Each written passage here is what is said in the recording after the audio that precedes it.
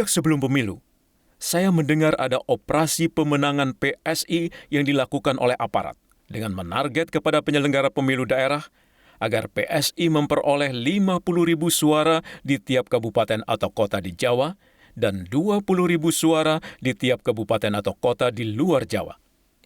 Ini dilakukan dengan menggunakan dan membiayai jejaring ormas kepemudaan tertentu yang pernah dipimpin oleh salah seorang menteri untuk mobilisasi suara PSI coblos gambar. Setidaknya itu yang saya dengar dari salah satu aktivisnya yang diberikan pembiayaan langsung oleh aparat sebelum pemilu. Namun hal ini sepertinya tidak berjalan dengan mulus, sehingga perolehan berdasarkan quick count jauh di bawah harapan lolos PT. Akurasi quick count menurut pimpinan lembaga-lembaga survei senior adalah plus minus 1%. Sehingga untuk lolos PT 4%, dibutuhkan setidaknya angka quick count lebih dari 3%. Sedangkan angka di seluruh lembaga survei, quick count PSI tertinggi kurang dari 2,95%. Belakangan, setelah coblosan, kami mendapat informasi ada upaya pelolosan PSI dengan 2 modus. 1. Memindahkan suara partai yang jauh lebih kecil kepada partai tersebut. 2. Memindahkan suara tidak sah menjadi coblos gambar partai tersebut. Setelah melihat sirekap beberapa hari terakhir, mulai muncul keanehan-keanehan yang disinyalir oleh beberapa surveyor seperti Profesor Burhan Muhtadi dan Yunarto Wijaya.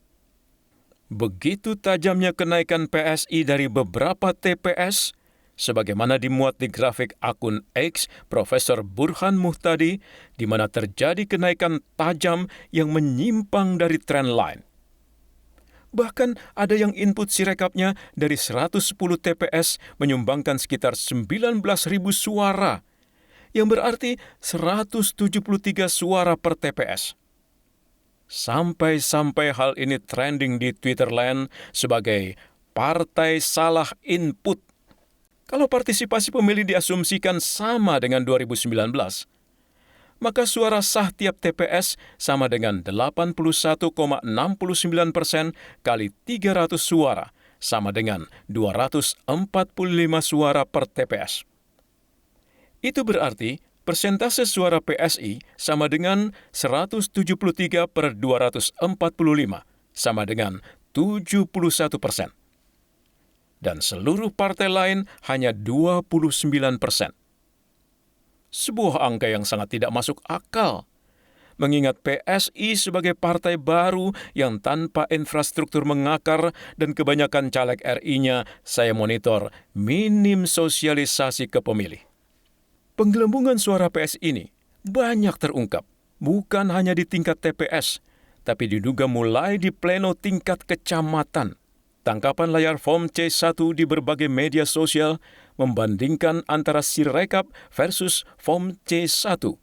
Di antaranya, misal, akun X @kopididit melaporkan penggelembungan 6.900%, Provinsi Jawa Tengah, Kabupaten Purworejo, Kecamatan Gebang, Desa Kroyo. Rekap desa PSI 0 suara, tapi di Sirekap terekam 69 suara.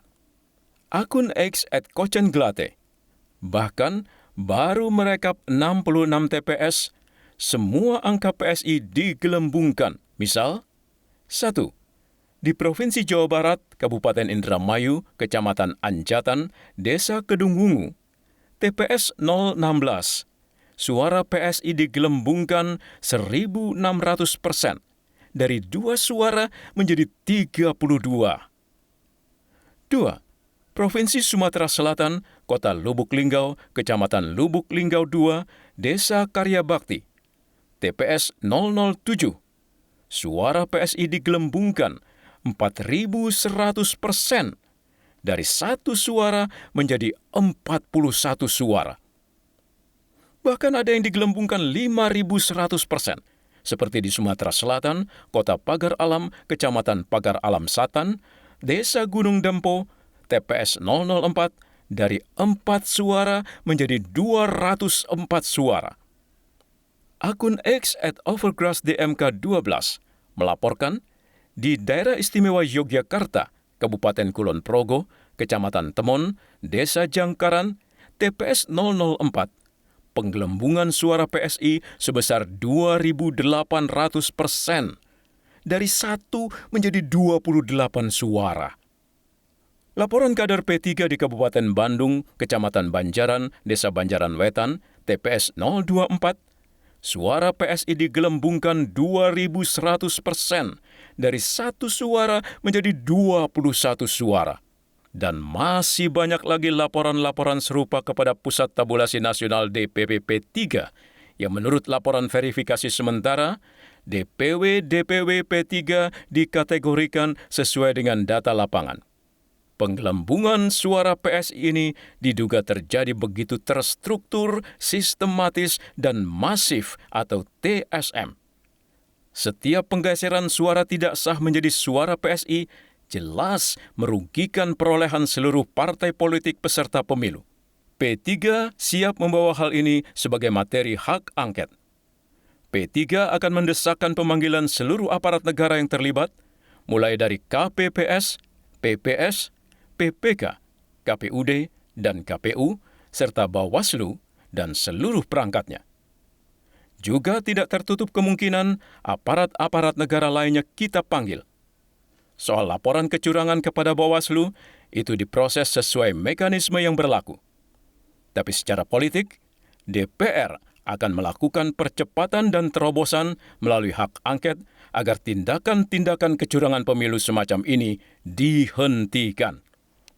P3 juga menyerukan secara terbuka kepada penyelenggara pemilu, khususnya KPU di semua tingkatan, untuk segera menghentikan operasi senyap ini dan dalam 1 kali 24 jam mengembalikan input perolehan suara PSI ke angka sebenarnya. Perlu diingat, setiap tindakan memanipulasi hasil pemilu mengandung delik pidana pemilu. Dan melindungi setiap 1 suara rakyat adalah sama dengan mengawal kelurusan demokrasi di Indonesia.